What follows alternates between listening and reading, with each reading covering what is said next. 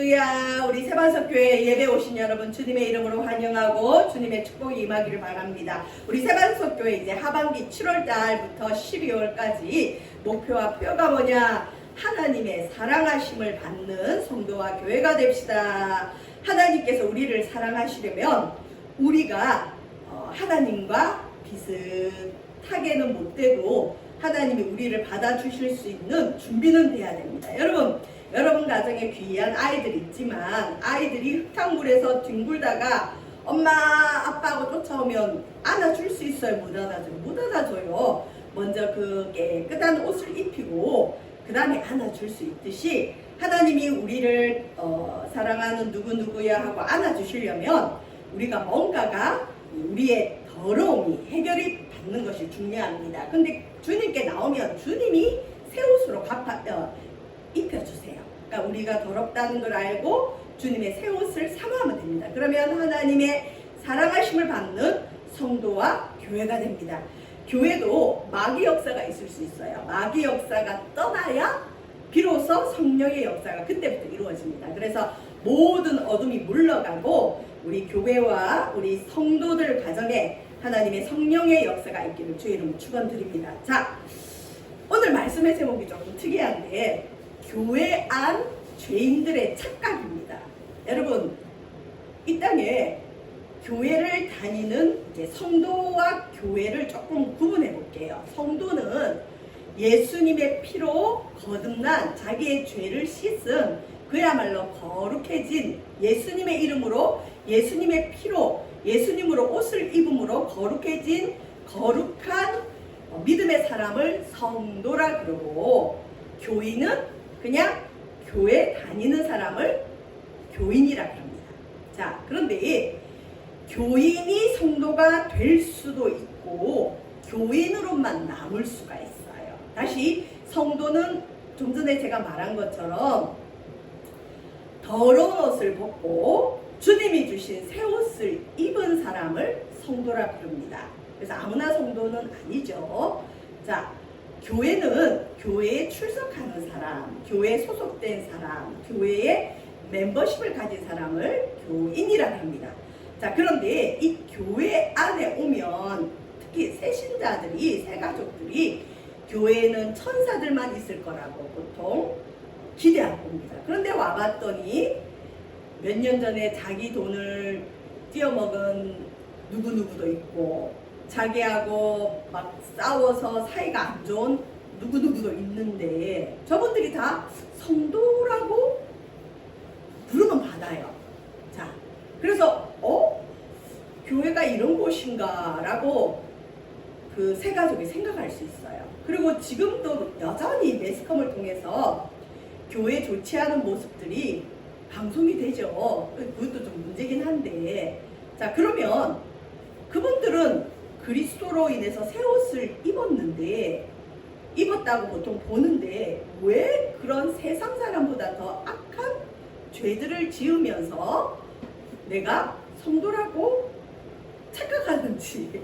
자, 여러분, 교회 안에 죄인들이 많습니다. 교회 안에 죄인들이 있습니다.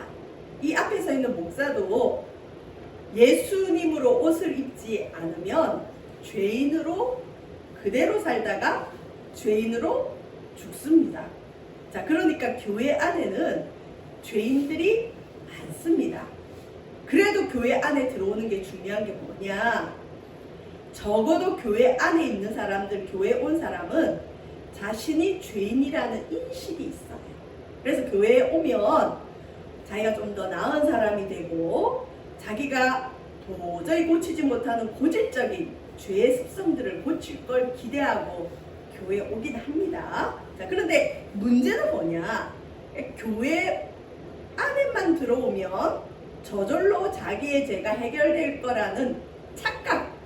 내가 주일날 교회 한번 다니기만 하면 내 죄는 저절로 없어질 거라는 착각. 그리고 나는 하나님이 너무나 사랑하신다는 착각. 사랑하시죠. 그런데 아까도 말한 것처럼 자격이 필요합니다. 근데 그 자격을 갖추지 못했는데 자기가 교회만 다닌다고 하면서 교회 안에 죄인들의 착각이 사실 오늘날 교회 공동체에 많은 문제를 일으키고 있습니다. 근데 이걸 벌써 2000년 전에 사도 바울이라는 사람이 알고 있었어요. 교회 안에도 죄인들이 많구나. 교회 안에 자기의 죄성을 극복하지 못하고 해결하지 못한 사람이 많구나.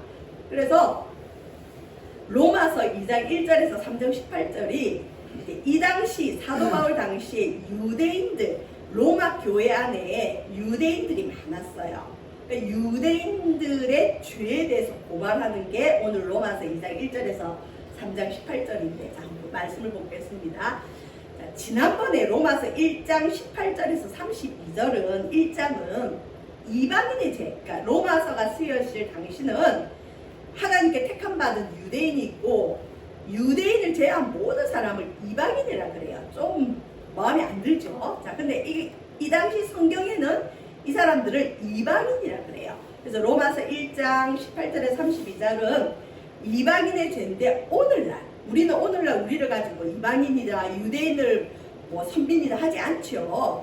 예수의 피로 죄시씀 받으면 다 성도가 되는데 이 성경을 배경으로 할 때 이방인의 죄와 로마 교회 안에, 그러니까 왜냐하면 로마서가 로마 교회 쓴 편지이기 때문에 로마 교회 안에 이방인이 있고 유대인이 있었거든요. 자, 그러면 오늘날 이 이방인의 죄를 어떻게 읽으면 되느냐? 인류의 일반적인 죄, 불신자들의 죄는 뭐냐? 지난번에 우리 살펴봤죠. 불경건한 죄가 있고 불의의 죄가 있는데 불경건한 죄는 하나님께 대한 죄. 이것은 두 가지로 요약됩니다. 우상 숭배, 하나님 외에 다른 신을 섬기는 죄와 이로 인한 음행의 문제. 그다음에 불의의 죄는 21가지 죄의 목록이 있다 그랬죠. 자, 이게 인류의 일반적인 죄예요. 이 죄를 깨닫는 사람들이 내가 죄인이구나. 내가 좀 나은 사람이 되고 싶다. 내 죄를 해결하고 싶다 해서 교회 안으로 들어오는데, 자, 교회 안에 들어왔는데 이 로마 교회 주류 사람들이 누구냐? 기득권자들이 누구냐? 그 당시 유대교를 믿다가 그리스도인이 된 유대인들이 로마 교회 안에 많았어요. 근데 이 사람들은 우월의식이 많습니다. 그리고 선민의식, 오늘날로 말하면 이거 발음 비운지 모르겠지만 우리 집안에 목사님이 몇 명 있고 장로님이 몇 명 있고 또 우리는 몇 대째 집안의 사람입니다. 우리 가문에는 다 예수 믿고 예수 믿는 사람이 몇 명입니다.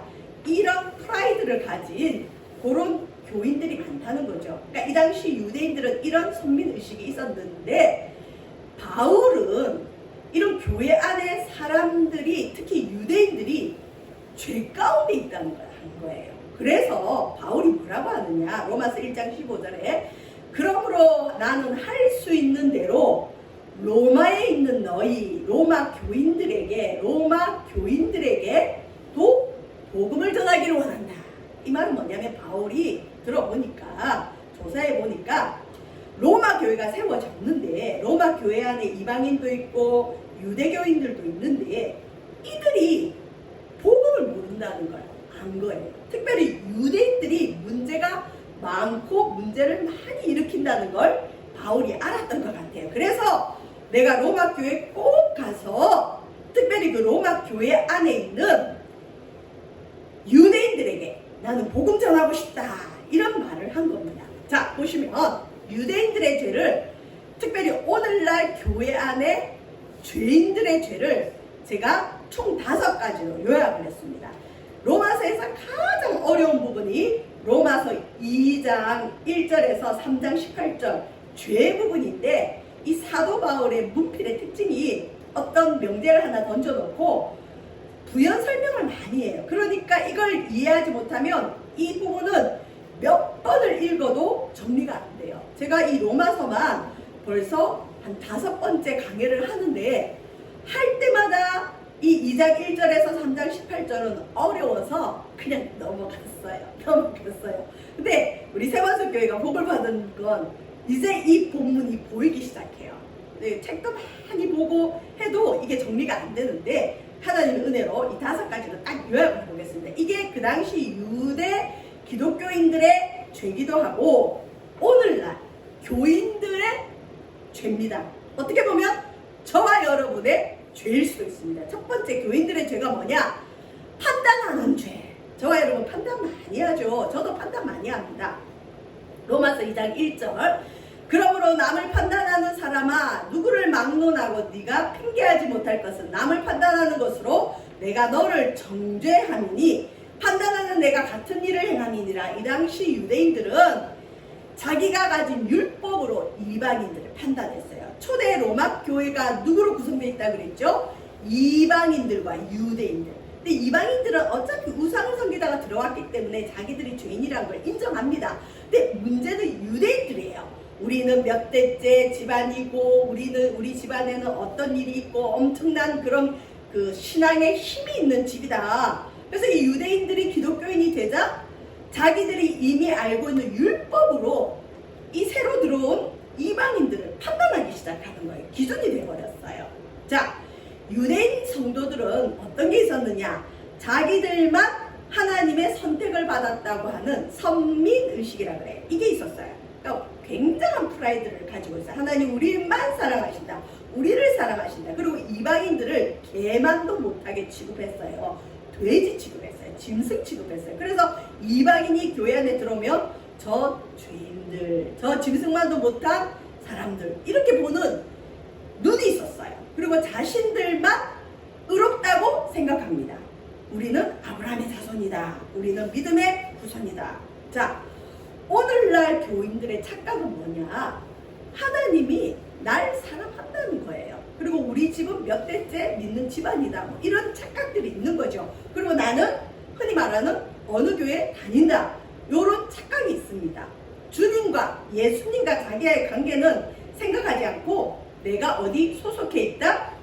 우리 집안이 몇 대째 예수를 믿는다. 나는 어릴 때부터 예수님을 믿었다. 이런 착각들입니다. 물론 그게 믿음이 아닌 건 아니지만 믿음의 정말 근본은 뭐냐? 예수님과 그 사람의 관계인데 예수님과는 관계없이 교회만 다니는 사람들의 착각이 오늘날 교회를 교회답지 못하게 만들고 기독교가 아닌 기독교가 생겨버렸어요. 오늘날 교회 모습은 기독교가 아닌 모습이 여러분 되게 많습니다.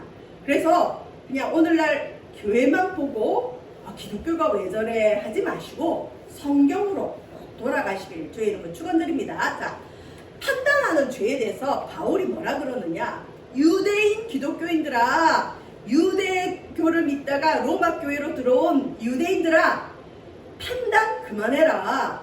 이런 일을 행하는 자를 판단하고도, 그러니까 유대인 기독교인들이 이방인을 판단하고도 그 유대인들이 판단하면서 자기도 같은 일을 행해요. 여러분 흔히 그러죠. 내가 판단하고 지켜보면 나도 그 일을 하고 있어요.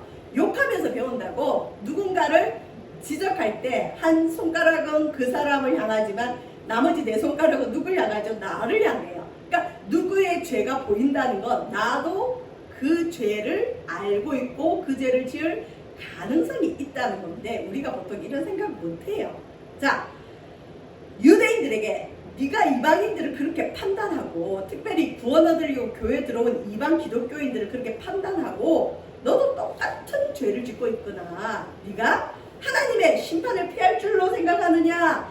네가 유대인이라고 하나님이 너에게 심판 안 할 줄 아느냐? 아니라는 거죠. 자, 그 다음에 이 유대인들이 왜 계속 판단하는 죄를 유지하느냐? 그래도 나는 의롭다 이거죠. 고집. 여러분 신앙생활하면서 고집이 제일 무섭습니다. 고집은 자기가 한번 이렇게 하기로 마음먹으면 죽어도 끝까지 그렇게 하는 거예요. 여러분 근데 고집이 우리를 살리진 않아요. 잘못된 신념, 잘못된 생각은 고쳐야 됩니다. 근데 유대인들은 자기들은 의롭다는 이 고집을 절대 내려놓지 않아요. 이방인들은 개 돼지다, 저 사람들은 짐승이다 하는 그 차별의식을 버리지 않아요. 고집을 부립니다. 주님이 예수님이 아니라고 했는데도 끝까지 고집을 부리는 거죠.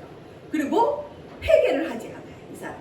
그러니까 바울이 뭐라고 하느냐? 오늘날 교회 안에 우리 죄인들, 교회 안에 교인들도 고집을 부릴 수 있어요. 뭐 교회만 다니면 되는 거지. 나는 건드리지 마세요. 내가 교회는 가주겠습니다. 그런데 나에 대해서는 건드리지 마세요. 나는 회개할 게 없어요. 나 정도 되면 괜찮아요. 법 없이도 나는 삽니다. 이런 분들이죠. 자, 이런 회개하지 않은 마음을 따라서 진노의 날, 곧 하나님의 의로우신 심판이 나타나는 그날에 이 말 뭐를 쌓는다? 진노를 쌓는 거예요. 여러분, 불신자만 진노를 쌓는 것이 아니라 불의의 죄를 짓고 불경건한 죄를 지어서 진노를 쌓는 것이 아니라 하나님을 믿는다고 하는 교인들, 그 다음에 유대인들, 이 사람들도 회개하지 않으면 진노를 쌓는 거예요. 교회 안의 교인들 중에 예수로 거듭나지 않으면 성도가 되지 않고, 성도가 되지 않는 상태에서, 회개하지 않은 상태에서 계속 죄를 지으면 진노가 쌓이는 겁니다. 자, 두 번째 유대인들의 죄, 오늘날 교회 안의 죄인들의 착각은 뭐냐? 하나님은 절대 나를 벌하지 않아. 왜? 내가 교회 다니기 때문에. 그런 말씀이 있어요. 예수님도 예수님을 믿으면 심판이 임하지 않는다라고 했어요. 조건이 있죠. 예수님을 믿으면. 근데 이 사람이 교회는 다니지 예수님을 믿는 게 아닐 수 있는데, 예수님에 대한 생각을 깊이 하지 않고 교회를 다녀준다, 교회만 온다는 걸로 자기는 마지막 날의 심판과 이 땅에서의 심판이 없을 줄로 착각합니다. 제 제자가 있었는데 계속 유산을 4번이나 하는 거예요. 또 사산을 4번 다 뱃속에서 애가 죽어 나오는 거예요. 근데 마지막에 이 애가 꿈을 꿨는데 칠판이 보이면서 칠판에 저주라는 말이 떠오르더래요. 그러니까 제가 섬겼던 교회의 청년회장이었거든요. 아주 예뻐요. 근데 얘가 교회만 있으니까 연애를 못하고 결혼을 못하는 거예요. 근데 우리 교회 청년회가 부흥할 때가 됐는데 제가 볼 때는 그 청년 외에는 회장을 할 사람이 없어요. 지금 회장인데 한 번만 더 하면 이 청년부가 참 복을 받을 것 같더라고요. 그래서 제가 세상 말로 꼬셨죠. 누구누구야, 너 연애하고 싶지? 너 결혼하고 싶지? 내 전도사님이 기도해 줄 테니까 너 청년부 회장 한 번만 더 하자 그랬어요. 그랬더니 전도사님 책임질 거예요 그러더라고요. 책임질게. 어쨌든 너 청년부 회장 한 번만 더 하면 좋은 남편 주실 거야 하고 기도하고 걔가 청년부 회장을 했어요. 근데 정말 하나님 은혜로 결혼을 했어요. 불신자랑 만나서 결혼했는데 그 불신자가 우리 제자 좋다고 세례받고 다 했어요. 근데 걔 제자가, 내가 사랑하는 제자가 결혼만 했는데 결혼하고 애를 가지면 애가 뱃속에서 죽어나. 어이구다, 한 번, 두 번, 세 번까지는 어떻게 용납이 되더라고. 네 번째 그러니까 저도 제가 책임이 있잖아요. 아유 어떡하지? 그리고 마지막에 저주라는 꿈을 꿨다는 거야. 이게 무슨 저주가 있지? 그러면 제가 이제 그 청년에게 웬만하면 네가 출석하는 교회 목사님한테 기도받고 해결 받아야 돼. 그러고는 그냥 거리를 뒀는데 매번 그러고 났더니 제가 책임감이 느껴져서 안 되겠더라고요. 그래서 제가 그때 전주에 있을 때 전주에서 갔어요. 가서 일단 이제 점검을 해봐야 되잖아요. 뭐가 문제인지. 그러고는 이제 이것저것 점검을 하는데 그 남편하고 이제 면담을 했어요. 도대체 뭐가 문제인지.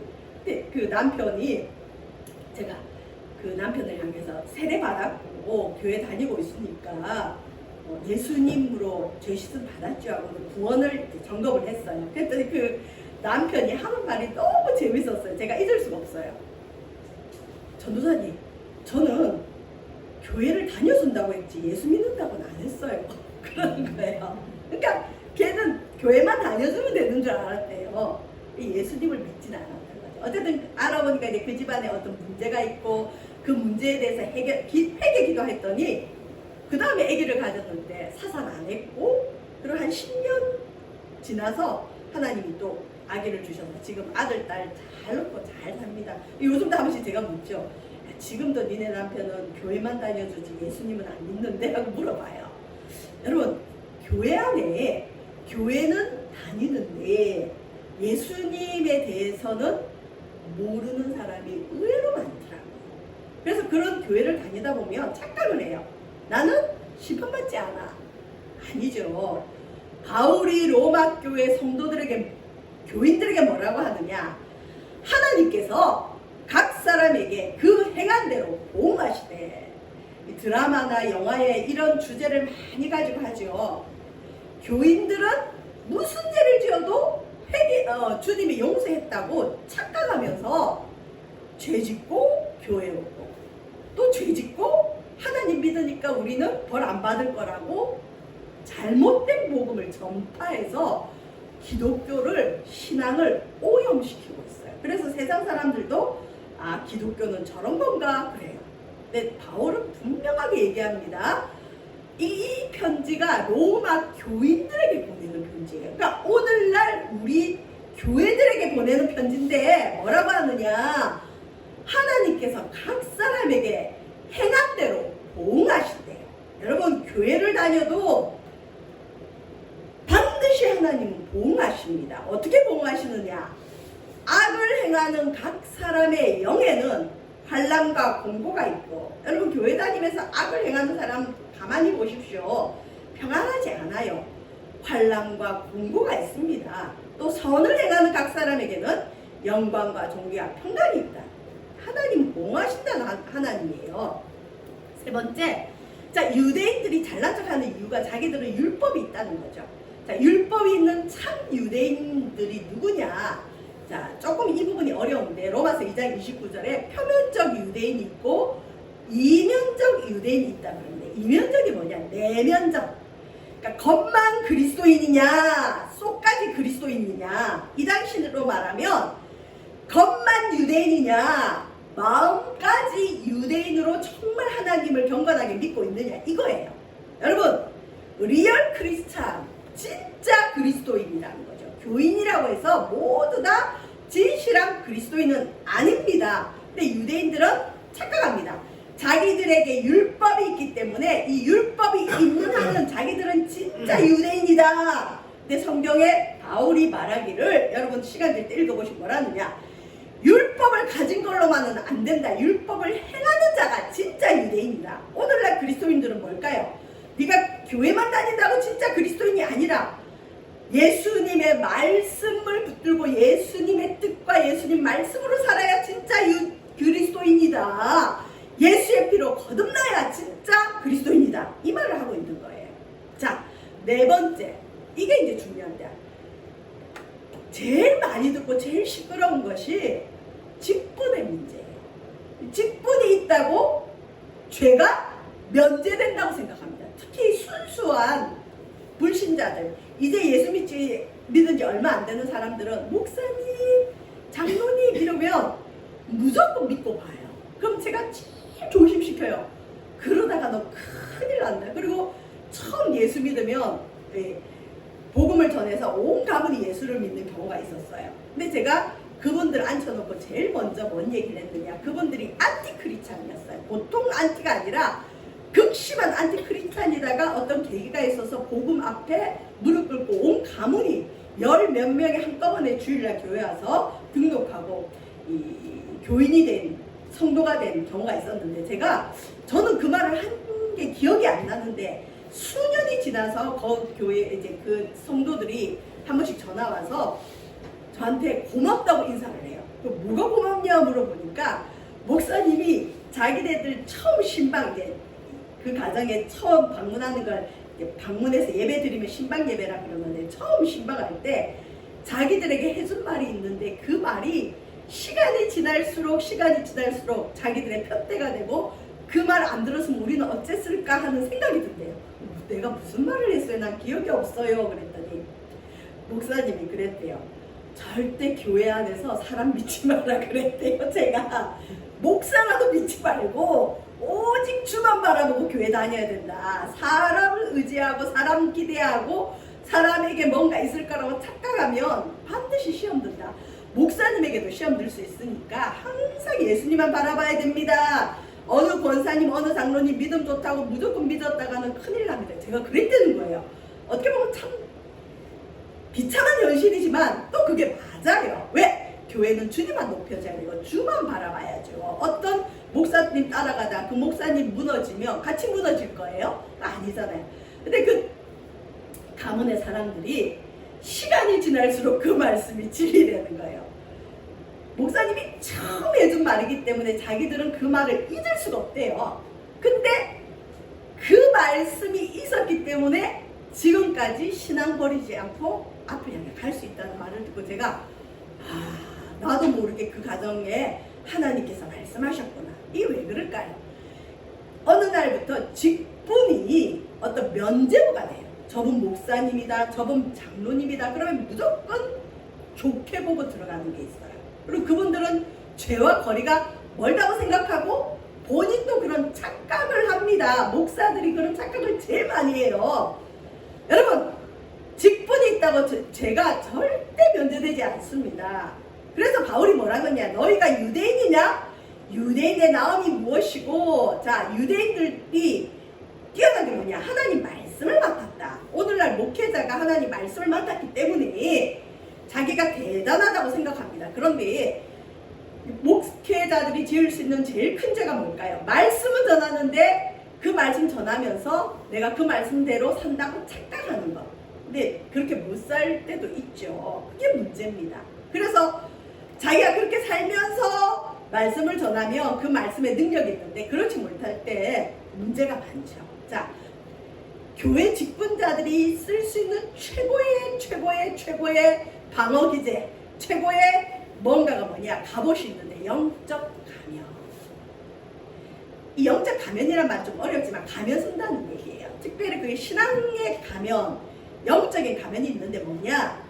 자신의 일상의 문제나 자기 지금 삶에 문제가 있어요. 그리고 자기에게 심각한 죄의 문제가 있어요. 그러면 이 문제를 직면을 하고 그걸 주님과 해결을 해야 되는데 자기의 일상의 문제나 죄의 문제는 직면 안 하고 마치 없는 것처럼 여기고 대신 신앙적인 활동으로 그 문제나 죄를 가리려는 행동을 여러분 영적 가면이랍니다. 우리 그렇죠. 내게 문제가 있으면 그 문제 가지고 하나님 앞에 진실하게 회개하고 자기를 바꾸는 게 아니라 뭐 새벽 기도를 한다든지 금식을 한다든지 뭔가 안 하던 봉사를 한다든지 아니면 헌금을 많이 한다든지 하면서 자기 스스로 면죄부를 만들어서 그 일에 그 행동에 그 활동에 숨어버려요. 이게 영적인 가면입니다. 유대인들이 이런 가면을 많이 썼어요.